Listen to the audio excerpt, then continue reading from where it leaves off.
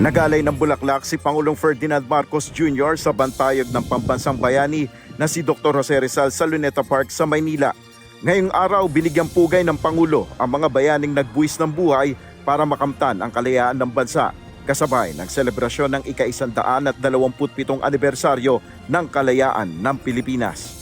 Sa kanyang talumpati, binigyan diin ni Pangulong Marcos ang halaga ng pagpapatuloy ng pangangalaga at pakikipaglaban para sa demokrasya at kalayaan.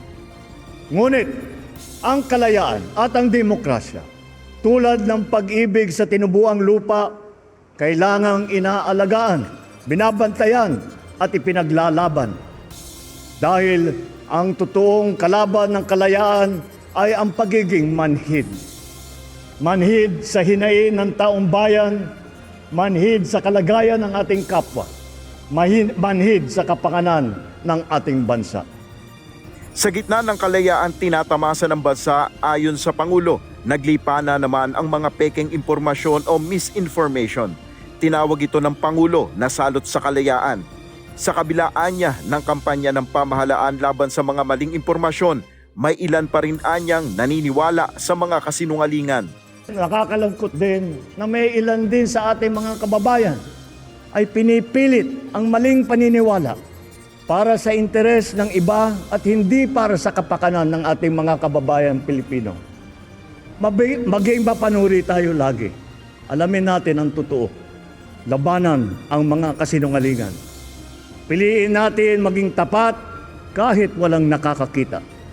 Piliin natin na manindigan, lalo na kung may nagkakamali. Piliin natin ang pagkakaisa sa gitna ng pagkakaiba. Hinimok rin ni PBBM ang kanyang mga kapwa-opisyal na harapin ang mga pananagutan sa mamamayan, tugunan ang kanilang mga pangunahing pangangailangan. Tiniyak rin niya na mananagot ang mga umaabuso sa tungkulin sa pamahalaan. Tayong mga kagawad ng pamahalaan, mga tagapagmana ng kalayaan, huwag nating sayangin ang pagkakataon at tiwalang ipinagkaloob sa atin. Ang solusyon ay ang pagpapaginhawa ng buhay ng bawat isa. Bilisan ang pagtugon sa mga ngailangan ng ating mga kababayan, taasan ang kalidad ng serbisyo at iwasto ang ating pagkukulang. Pananagutan natin hindi lang ang mga umaabuso sa tungkulin, maging ang mga nagkukulang sa paglilingkod. Kanina, sinaksihan naman ng First Family ang Grand Float Parade sa Quirino Grandstand. Tampok rito ang 7 mahalagang pangyayari sa kasaysayan ng Pilipinas.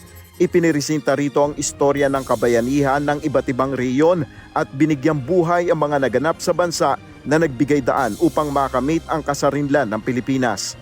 Samantala sa kanyang mensahe naman kaugnay ng selebrasyon ngayong araw, binigyan diin ni Vice President Sara Duterte ang mga hamon na kasalukuyang hinaharap ng bansa. Anya, hindi dapat sumuko ang mga Pilipino sa mga hamong ito, kundi makiisa sa pagtatanggol ng kalayaan at kinabukasan ng bayan. Kabilang sa mga hamon sa ating kalayaan ay ang pagmamalabis at katiwalian sa gobyerno, laganap na droga, problema sa edukasyon, kahirapan at gutom.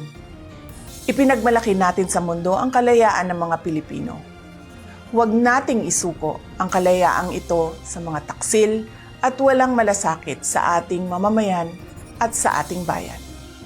Patuloy nating ipagtanggol ang ating kalayaan at kinabukasan mula sa mga mapangalipin. Ang lahat ng ginagawa natin ay para sa Diyos, sa bayan at sa bawat pamilyang Pilipino.